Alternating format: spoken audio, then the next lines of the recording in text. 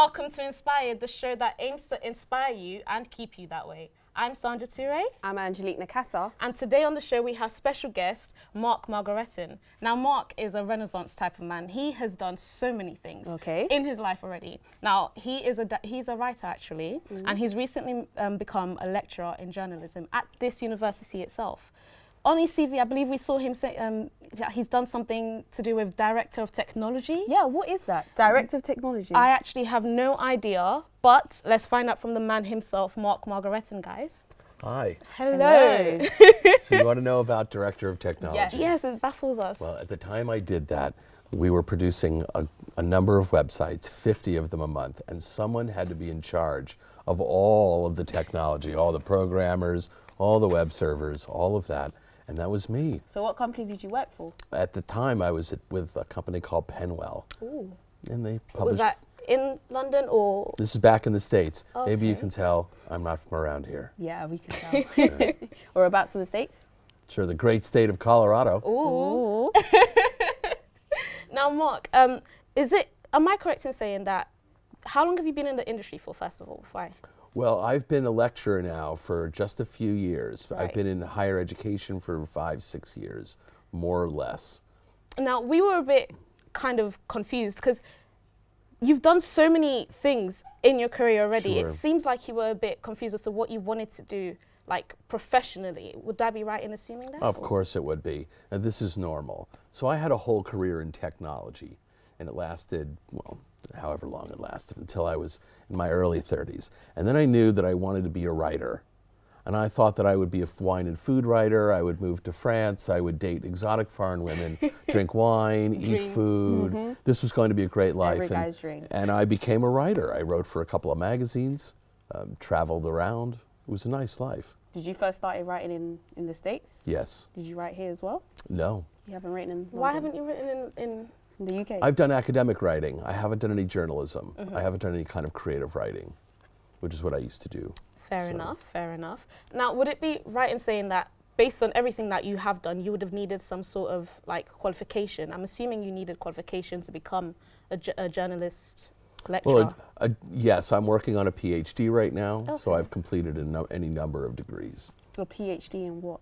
In political communication and social media. Ooh, So I that study sounds hard. That's a how mouthful. MPs use Twitter. That's what I do. Wow. Okay. It's a nice life. It seems that way because you seem to be Sure. enjoying yourself. I am. You I'm seem very pretty happy. relaxed. Yeah. So- The thing that was weird about all the careers, about the two different careers, Right. is everybody gets another shot at this. You get a second chance. So I was working in technology, but I wasn't particularly happy. It's long hours. Sure, there's a lot of money in it, but it's long hours. It's very, very stressful. You have very little time for yourselves. And there was a market crash, and we all got laid off. And I knew I wanted to do something completely different after that. I didn't want to go back. And so I had to find another career that worked for me. I found academia. That's what I liked. And so now I love being a lecturer. One would say that lecturing is also hard. Well, it is hard. This is not for the weak. But every day I get to see young folk and fix the world one young person at a time. I guess that's why you kind of do it then, to inspire and actually say, yes, I've got someone out there that I actually push to become That's a journalist. right. Yeah, that's right. Every one of my students that goes on to get a job, this is a personal success for me. And this is where I get my satisfaction from. And I like the idea that students find their writing voice, that they become curious adults, and that they grow into productive citizens. It's very rewarding. And I got none of that in technology. Would you go teaching in little kids? Would you teach younger? No, they drive me No. crazy. Just No, I don't like At children. university They're noisy and they're fast. I like young people, quiet and slow. Sure. And hormonal, because That's everyone right. here is basically teenagers, aren't they? That's correct. That's correct.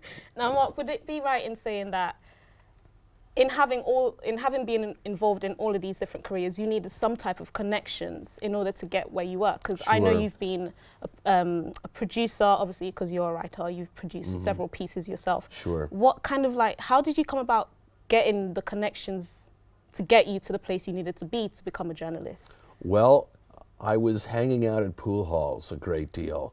I love a good pool hall. It would smell of smoke and bourbon, and we would stay up late at night. You sound like you lived a very amazing life. It was fun. And some friends of mine were professional. Pie. You live like American Pie lifestyle. Yeah, some friends of mine were professional pool players, and was playing in the U.S. Open for ladies, and this was down in Albuquerque, New Mexico.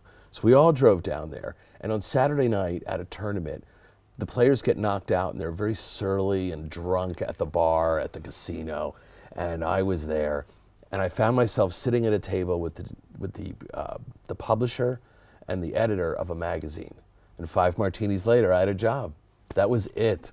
You have to make your own luck. You find the people, and you spend time there, and then the job offers come. So that's all it took, martini? Well, I can drink a good martini. If only it was that easy. I feel like, so what you're saying is if I was to walk into a pub right now, just back down a few martinis, I would get a job. I'm sure of it.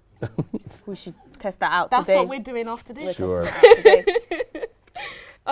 So Mark, tell us more about your career in journalism. Like, what was your first piece that you ever wrote? The very first piece that I ever wrote for a real newspaper, I covered a seafood festival. And, well, look, I wasn't born to be a news writer. I write features. And so this was a news feature. I didn't know anything about the festival. So my friend and I got in his boat, and we went down to this little seaside bar, or on the Gulf of Mexico. And I wrote the entire story as a conversation between me and a fictional waitress. I had these Hunter Thompson fantasies. And I brought it back, and my editor said, well, it's too long, and this isn't journalism, and this isn't news.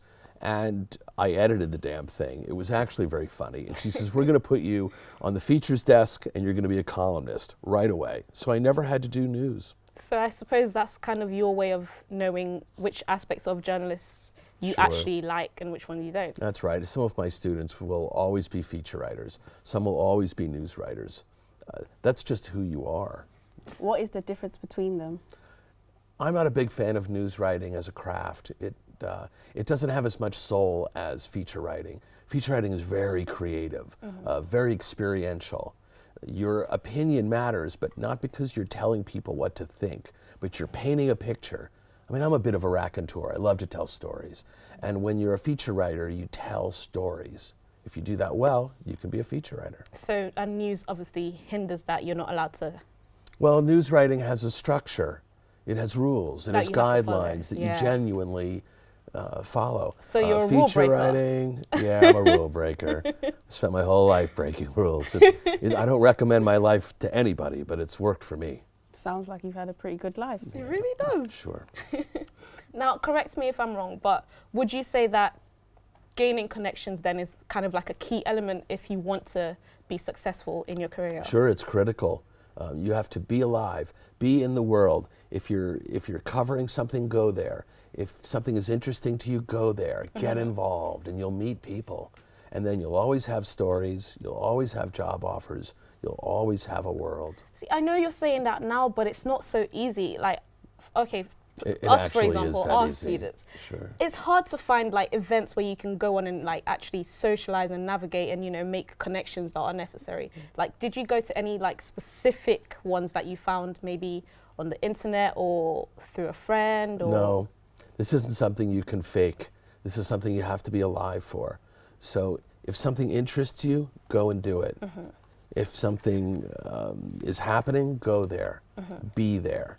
It's not something you can fake or construct. Be alive in the world, lead a curious life.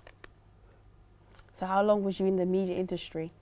I've been in the media industry my whole life. Your whole life. So I started out in video as an editor and a writer, and then I worked for the companies that sold equipment, and then I worked in interactive television, producing interactive TV shows, and in .com. After the market crash, I became a writer. This is all still in media, and now here I am, a media scholar. I teach writing, I teach media. So and you love your job. I love, yeah. You're not just saying that because of the cameras. No, I actually do. I like my desk. I have a window. Privileges. Yeah, it's nice. Living the high life. That's me. Give me a window and I'm a very happy guy. Now, Mark, just before we wrap up, can we just hear, what are your greatest lessons that you have learned so far in your career? that you get a second chance. In everything you do? Everything. If your career isn't working for you, if you have the wherewithal to recognize that, you can change your life and do something else. For me, academia is a second career. I started this later in life. So, you can do this. So it's never too late, essentially. It's never too late. Fair enough. You don't often get a third chance, but you always get number 2. Thank you very much. You're welcome. As our show is called Inspired, so we would like to know who inspired you. Hunter Thompson. Ooh, he's a writer.